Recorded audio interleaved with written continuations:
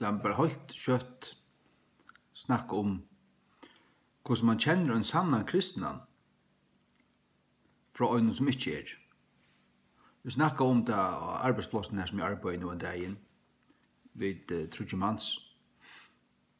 Hvordan kjenner man en sann kristna? Hvis man fer ut i andre land til dømes i Afrika eller Filippinene eller her som katolicisme og du kommer å kjenne folk og det bare katolsk og du varst og som du ivast og i sommon du det nok så nær vi å være kristen du varst ikke ordentlig. Hvordan kan man testa deg? Hvordan kan man prøve det av? Ber det til? Hvordan kjenner man øyne kvann sannan kristnan? Ja, man spyr, are you a Christian? Og en som til, han vil ahover av til spørningen, han hikker til bort i egene, og sier ja. Men, sier du, ta jeg og ta ahoen, og ta glæv og egene, ta ikke nok. Han kan være en ordentlig katolikker, en sakramentalister, en mariumusare, en aufrelstor, som lyder av kyrkjene, men ikke kjenner Jesus Krist, varst du. Ikke kvøyler av Golgata-versen. Men ta det så spørst, hvor det? Ja, altså, hvordan er du en kristen? Hva det som... Hvor er du en kristen, altså? Hva mener du vi? Hva mener du vi? Så kan man spørre seg inn til det, varst du. Og det så en, for så den personen er snakk om, ja, men, vi kyrkjefolk, vi lutheraner, eller vi katolikker, eller whatever, anglikaner, presbyterianer, vet altså okkar at øyer tria bank i kyrkjen. Her har vi sitte siden 1898. Papen papi var prestor, Abbe var prestor. Deknor og ditten og datten. Tryggvor, ordeligur og ditten og datten. Hatta alt samalt skrepa. Då var ikke til at øynast av bette. Sier det bare akkurat som det Sars du, men det et menneske som sier og et satt frelst menneske og et satt godsbad og han sa hver da finnes du allar i gjørende. Det vil sija. Det vil ikke snakke om sånne egne rettvise, sånne egne gauhøyt, sånne egne kyrkjegeng, sånne egne kyrkjegenging, kyrkjetruskap, eller ditt og datt, whatever altså. Det er helt launa til å være så godt. Jeg synes ikke. Jeg gjør meg besta og ditt og datten. Det ikke av sånne doer til at øynast av pette. Og et satt kristi menneske lyder øyna og aløyna av Jesu Kristi fullgjørda versk av Golgata krosset. Det svære? Du spørs kvoi, hva det mener du vi i ditt og datten, og vi kommer til sier, ja, det skal jeg si at det Tog god sendte sin øyngittna son. Han levde av syndarfrutt liv, og han døg av krossen for meg. Det alt mot alit. Tog jeg frelstor. Jeg har vi tidsi mot Jesus. Han min frelsare. Han hansara versk. Han sjálfur, Jesus sjálfur, mot alit. Her hever du en kristnan. Her hever du en kristnan. Ja. Gløym jeg omgang til vær og i Aulavsfyre og i Øslande. Nå i Aulavsvik. Og jeg har gynnt ved traktaten. Jeg atleir meg, jeg bardest via pratikan i torgen, men jeg tårte ikke. Så ble jeg trøttur, så kordi ned gjennom bygdena, så stod jeg her, vi åpne vinda i halvsveven og løtto. kommer en ädle gammal mäver gengant nya etter. Han går point ut til bilen og börjar snakka med meg. Og han ser Jesus teksten av søgene.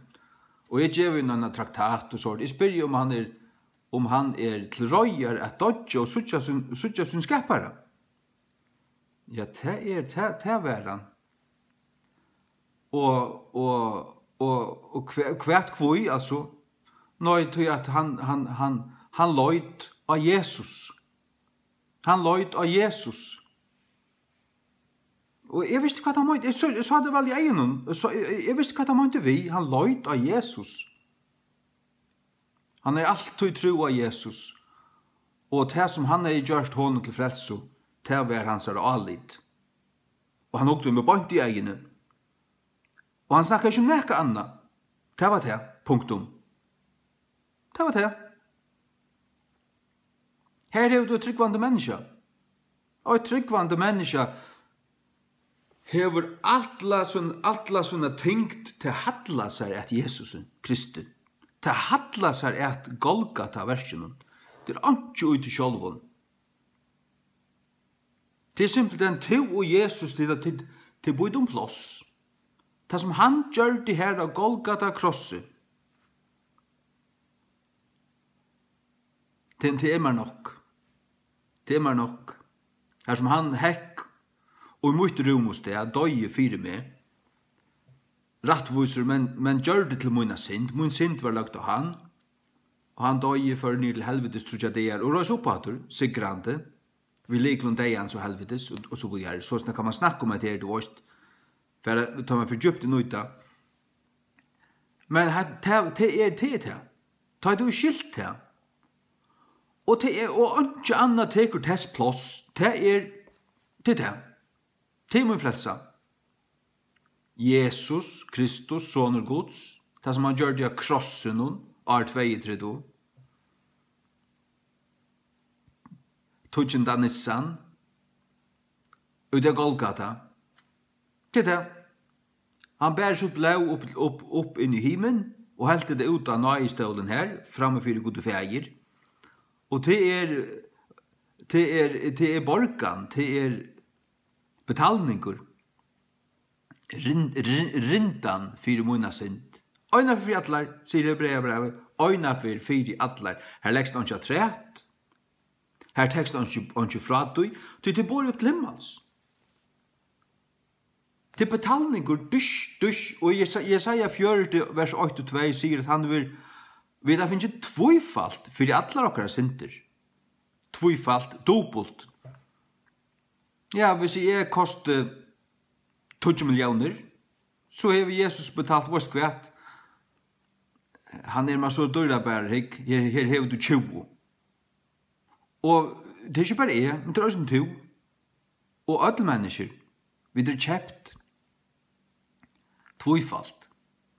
Det er ikke akkurat lykka nok, nøy. Dobbelt. Ja, dobbelt. Halleluja. Hvis du snakker at mennesker etter hæsum nøytunnen, tås spil det hæsa pøypene her, altså hatt a leie her, det varst, ja, så hva kan du så sia?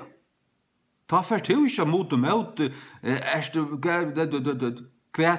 hver, altså, hvis handan trykker ned i hjertan, og hatta kommer ut ur munnen, så hatta nok til å komme inn i jøgnen himmelsens porter, og standa framfor dømstølen. Her som du skal for dømstølen framfor god, du varst, hver er to? Ja, hver er to å slappe inn her? Tog at Jesus døye for meg. Han har betalt meg, han kjøpt meg, Jesus øye meg. Jeg har tidsi med utrunnen, levde mitt liv, alt mitt liv, og døye og trunja han. Og til det. Kvært, altså hattar en rattar, varst du i himmelen lukka som en rattarsjekk. Jesus okkar advokator, Jesus forsverar okkon. Og Jesus hever betalt okkon, og Satan avkærer, og Jesus forsverar de som lyder av han, de som setter sitt hjertans alit av han. Og her kan Jesus sige, feir, jeg har, du minnes hva tenkte jeg Golgata. Og heter en som har lite av meg, og som lyder av meg. Ta det Jesu blau kommer åkon. Ta vi lyt av Golgata, ta vi hans blau slett åkon. Og Hebreerbrevet sier til at Jesu blau talar betre enn blau Abels. Betre, så jeg vil si at det er begge herrare og andre ting, altså blau Abels talar om til at mor var framt, og Kain skulle refsast. Blau Jesu talar om til at rattvise hever int, synden golden ved Jesu blaue. Han døg jo i mitt rumsted, og så kommer han ser blau av meg, og så ser god ferie Jesu blau, og da han ser Jesu blau, så minst han Golgata. Og ta jeg dekkaver. Ta jeg så alt hette sagt, så det så, at et menneske, ta i det lyder, altså ikke onka lauter, ikke falskt, men i verilige og av sånne lyder, tror av Jesus. Det stender i Gjerningen av Apostlene 16:32. Believe on the Lord Jesus Christ, and thou shalt be saved and thy house. Trygg av. Så her stender ikke believe in, og det stender ikke først King James, trygg og på. Tror du på Jesus? Ja, det tror du at han var til, men jeg trygg av han, til å sette alle tøyne tingt, til å hadla der etonen, til at tøyn rattvise støva for det gode, hun kviler seg her, hun kviler av Jesus. Så du av honom, han ber til, du av hans klette, han grundarleie som du stender av. Du ikke grundarleie, og tar sjálvun Jesus Så du, til å tryggva av Jesus. Ikke på han, men av han. Jeg tryggva av Jesus. Believe on the Lord Jesus Christ. Halleluja. Ja, hatt det her. Det som skulle komme inn til at ta i hatt hentur, ta i til liver hatt liv her, og vi til noen munne, du blir spurtur, eller du snakkar, og du kjennes vi Jesus, for hæsten, du varst, og arbeidsplassen, eller du gonger og møte, for tøymsen du møtest vi her, og til noen liv. Det ikke magisk endelig vi tog at vi en møteselle.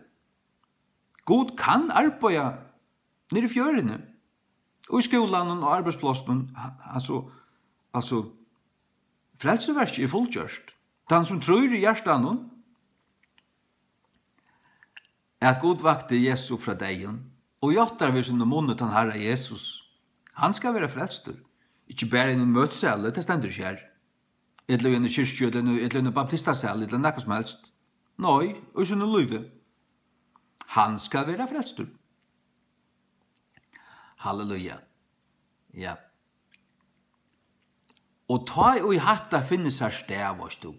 Ta i Jesu blau kommer til, tar synden avvaska, og det som avvaska, det som rønt og høylagt jøkken Jesu blau, her kommer høyla i anden til, og her blir menneska nytt, og en enderføying, og livet du ui tøy, og fortsetter ui trunni av Jesus, og høyla i anden kommer til nær, at du var fyllede, og du blir enderføyder og gonger fram, så du et nytt menneske. Og et nytt menneske. Og halleluja. Og ta kanst du ikke liva som det gamla. Gjerst du det, for du atter så til kjøte, ja, så er det frafallen. Men livet du trust du av sonnen av Jesus, og av sonnen fylt ved heilig anden, så kanst du ikke annet enn heta synd. Og kjemer det fyrir at du snavar, du blir dolkaver, så det til at næst for du snakker vi god, så det til fyrirgjemmer, rønnsam i atter, gjemmer kraft du det til at ikke gjøre det her atter, jeg vil ikke, og så videre. Så gonger du, så lever du sammen med god, så gonger du her. Så en livande grøn, halleluja. Ja. Så at tar man møter under folk, man spyr, er du frelstor? Er du en kristen? Så det det. Her var det ikke annet enn jeg sier enn ja. Jeg trykker vi av Jesus. Han døg for meg. Og det kunne ikke sitte forskrekt og støynrunden som om det var gjørt ur glæse, så er det ikke. Så har det bare hørsta. Men er det verilige, ikke til at egene og ansiktet smøyler og alt det der, men er det verilige, bor Jesus verilig ut av dem, så kunne det ikke annet enn gledast om det. Void man at du glede om frelsetunna, sier David i Salm 1,3. Glede om frelsetunna. Ja, rattvise, frigjør, glede, og hele andan, til kongadømme Guds rattvise. Til okkar rattvise støv ifra gode, da får vi fri. Rattvise gjør det trygg, vi har til fri, rattvise fri. Og det tredje så glede. Du først og en glede her, og blir du spurt, du øye Jesus, du kanst ikke annet enn strala. Og sier at det jo, jeg øye Jesus. Han min frelsere. Og det er stått der. Og hvis du øye Jesus, og du spørst en annan, er du frelstor, og du hitcher på en annan, og du snakker om disse ting, du kjenner de andan. Ja. Du får fri for du. Her er ikke, altså, du varst. Her er ikke snakk om. Men det, altså, tid her, at det nekka snakk om torra egna, jeg gjør. Og det mer enn det som Jesus har gjort, ja, så torra alit til sjalve, og det ber ikke om all. Om du kyrkjefolk, heimamskjønner, baptist, eller pins, eller whatever, det ber ikke om all. Jeg har også møtt omkring pinsen, altså som var limer i pinsakirken, snakka og hadde opplevd ting og ditten datten, men torra jottan var ikke rødt. Og det hadde alle møvelige trobeløkar, og torra trygg var ikke av sånn av Jesus. Og som tog inn fra løyer, så hoksa man, nei, det var her følelsene var slik frelst. Var ikke frelst. Nei. Så at, ja. Snakka øyne for vi en 92-årig gamla mann. Tog ikke for å pensla det ut, men god sendt med innlandsere. Og sånt et kveld til 18:12. Nå, jeg var akkurat klokken 12. Jeg kom inn. Han sier at køtjen, så spurte jeg. Jeg sier, god, du sendt meg inn og snakka ut det. Du klar til å fære? Og han sier, ja, det var så blandet, du vet. Han tror ja, Jesus, han lært alt det her, han visste, men han visste ikke hvordan det god kravde. Og Gud var signaver. Han krever fullkomlig, og det hever du ikke djevelen, det hever bare Jesus, og det er han givet her. Så forklarer jeg noe, du vet, at Guds frelse Jesus, Jesu liv, Jesu deg, Jesu opprøst. Vi skulle bare takke imot honom. Og lytte av han skal være akkurat litt. Og så snakket jeg en 20 minutter og sånt. Så spurte jeg han om han ville takke imot Jesus, og her var han som sitt fotl og litt, og det sier han ja til. Så tok vi til hentur og bød sammen. Ja. Halleluja. Så det det her, her tog allit 100% av Jesus. Anki anna. Boja mer. Anki anna. Ja. Og et år, og et lyd i år til endans. Ur ensko King James. Ja. Hver det?